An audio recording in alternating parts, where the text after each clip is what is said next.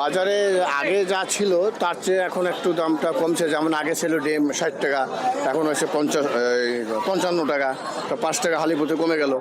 তারপরে শাকসবজি মোটামুটি আগে যা ছিল তার চেয়েও এখন একটু আগের চেয়ে একটু মানে তুলনামূলকভাবে একটু কমছে। আশা করি যদি এরকম মনিটরিং থাকে, এরকম যদি বাজারে যদি একটা টহলদারি টিম থাকে, হ্যাঁ, যে বাজারকে নিয়ন্ত্রণ করবে, যে যাতে দামটা ঊর্ধ্বগতিতে না যেতে পারে, হ্যাঁ, সেই ক্ষেত্রে এইভাবে মনিটরিং করলে একটু আশা করি দাম কমবে ইনশাল্লাহ। হ্যাঁ, যদি কমে তাহলে সাধারণ মানুষের জন্য অনেক উপকৃত হবে। কেন আমরা যারা চাকরিজীবী, চাকরির যে আগে যে বেতনটা পাইতাম সেই বেতনটা এখন আমরা পাই, কিন্তু বেতনটা দ্বিগুণ হয় নাই। কিন্তু জিনিসের দাম যদি 1.5 গুণ 2 গুণ হয়ে যায় তাহলে আমাদের বাইরে চলে যায় না। আগে মনে করেন আমরা 500 টাকা বা 1000 টাকা নিয়ে যে বাজারটা করতাম, সেই বাজারটা মানে অর্ধেক হয়ে গেছে এখন। হ্যাঁ, তো আশা করি এরকম মনিটরিং করলে আশা করি বাজারের জিনিসপাতি স্থিতিশীল থাকতে পারে বা ঊর্ধ্বগতি নাও যেতে পারে। খুব একটা বিগত মানে এই ইয়ের পরে মানে বন্যা টন্যার পরে যা আছে দাম ওঠে, কিন্তু যা উঠে যায় তার খুব নামে ওই স্টাইলে না, ওই স্টাইলে নামে না, নামে হয়তো 10 টাকা বাড়লো, 1 টাকা 2 টাকা কমে, এটা এইভাবেই চলতেছে। কিন্তু দাম সব কিছুর অনেক বেশি। হ্যাঁ, অনেক কিছু নষ্ট হয়েছে, বন্যা ইয়া হয়েছে, সেটা আমি বুঝতে, সেটা তরকারি হইতে পারে, কিন্তু ডিম তো নষ্ট সব কিছু। চাল তো আর বন্যায় খুব একটা নষ্ট হয় নাই, চাল তো হয়ে যায় বন্যার আগে উঠে গেছে। হ্যাঁ, এটা এইসব।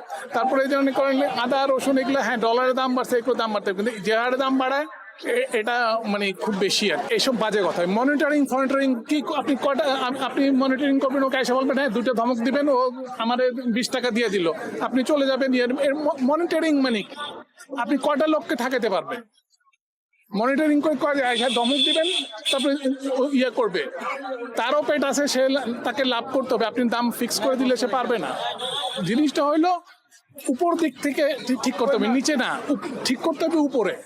উপরে ঠিক না করলে কিছু, মনিটরিং করে কিছু হবে না। মনিটরিং তো সেই শেখ হাসিনা আমল থেকে মনিটরিং হচ্ছে, কি লাভ হয়েছে? এবার এই গভর্নমেন্টও মনিটরিং করছে, কি হয়েছে? এই 5ই আগস্টের পরে দেখছিলাম পোলাপান কিছু বাজারে আসছে, দাম মাছ দাম বেশি যেতেছে, যেই আসছে দাম কমাই দিছে, চলে গেছে, তো না স্যার দিতে পারব না, যান, লাভ হইল কি?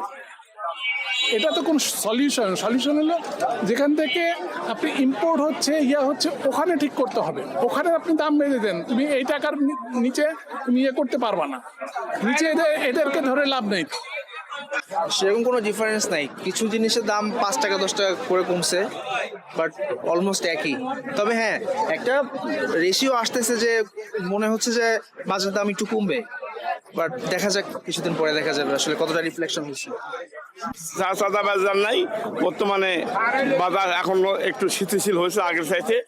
হ্যাঁ, সরকার টিসিবি দিচ্ছে, এই কারণে একটু বাজারে নিয়ন্ত্রণ আছে। কিছু 10 টাকা 5 টাকা কমছে দাম আগের চাইতে। টিসিবি দিত কিন্তু এত কম দামে দিত না। এখন টিসিবিটা মানুষের টিসিবি লেওয়ার লাগে পাগল হয় সবাই। হ্যাঁ, বর্তমানে কিছু কিছু দাম খুব কমছে। যেমন ডিম 60 টাকা ছিল 50 টাকা হয়েছে, 10 টাকার ডিমের ভেতরে হেলেতে নেই। এইভাবে আল্লাহর মধ্যে একটু বাজার নিয়ন্ত্রণ আসতেছে।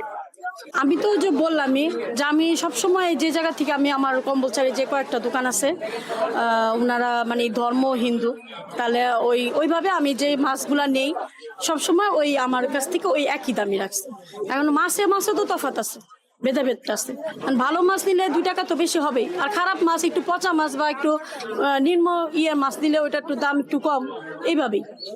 আসলে কি সবকিছু এখন চিন্তা, একটা ধরতে গেলে আরেকটা ধরতে গেলে আরেকটা, কারণ অনেকে রুচির ভেদাভেদ আছে। এখন কেউ মনে করেন হয়তো আমার আয়ের কম, তো ওই হিসাবে মাছটা একটু কম নেয়, কেউ তেলাপিয়া খায়, কেউ পাঙ্গাস খায়, কেউ যে যেরকম পছন্দ করে। কিন্তু আমরা ওই মাছটা যেমন আমাদের বাসায় নেই না, আমরা খাই না পাঙ্গাস মাছ, তেলাপিয়া মাছ, তারপরে যে কালীবাউস, মানে যে মাছগুলো আমরা বোয়াল মাছ, এগুলো সচরাচর আমরা নেই না। আমরা নেই যেমন রুই মাছটা নেই, ইলিশ মাছটা নেই। এটার দাম হইলেও বাচ্চারা এটা পছন্দ করে, এজন্য মানে বাচ্চাদের চাহিদা অনুযায়ী 2 টাকা হইলেও যে ওইটাই খাক তৃপ্তি মতন। কারণ ওইভাবেই ভেদাভেদ করলে তো মানে দামের তো তারতম্য হবেই, এটা তো বলে লাভ নেই। একটু সিন্ডিকেটের কারণে এটা মেল মালিকেরা, এগুলো মেল মালিকের থেকে ওইখান থেকে কম আসলে বাজার অটোমেটিক কমে যাইব। ওইখান থেকে হেরা কমাই দিলে আমরা সিন্ডিকেট বলতে নাই কিছু। সিন্ডিকেটের তো ভুল ধারণা। মেল মালিকেরা সাপ্লাই দিলে মাল এই যে 2 মাস 3 মাস থাকলে চাল এমনি তো কালো হয়ে যাবে। কে স্টক করবো? আপনি করবেন, আমি করব, কেউ করবো না। তখন তো আর কিনা দামও বিক্রি করতে পারবেন না। 3,000 টাকা কিনে আনলে আপনার 2900 টাকা বেচতে হইব। চালের কালার তো ডিসকালার হয়ে যাবো, বেশি দিন থাকলে তো ডিসকালার হয়ে যাবো, তখন তো আর রাইখে বেচতে পারবেন না, আরো কমে বেচতে হইব। আমরা তো আগে যখন যেখান থেকে আনতাম সেখানে তো দাম বেশি ছিল, মানে ওদের জিজ্ঞেস করলে বলতো যে খাবারের দাম বেশি, ফার্মাররা দেয় না, প্রোডাকশন কম।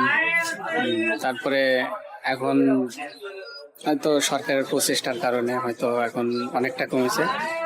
ওখান থেকে যে দাম, সরকার যে দাম নির্ধারণ করছে 11 টাকা 1 পয়সা, আমরা ওই দামে এখন পাচ্ছি। সিন্ডিকেট ছিল কিনা বলতে পারবো না, তবে আগে মানে ওরা বলতো যে ফার্মের সমস্যা, আর ফার্মাররা দেয় না, বিধায় আপনাদের কম দামে দিতে পারছি না। এখন মাস 2 মাস ধরে 3 মাস ধরে বাজারের দাম একটু বেশি, সবকিছুর দাম একটু বেশি। মানে আমরা যারা মধ্যবিত্ত আছি, বাজার করার মনে যে বাজারে কিছুক্ষণ ঘুরলাম, ইয়া করলাম, কিন্তু পকেটের দিকে তাকায়া বাজারের দিকে তাকাইলে আর কিনতে ইচ্ছা করেন আর কি। এরকম হইলে তো অনেক মানুষ কষ্টে দিন ইয়ে হইব।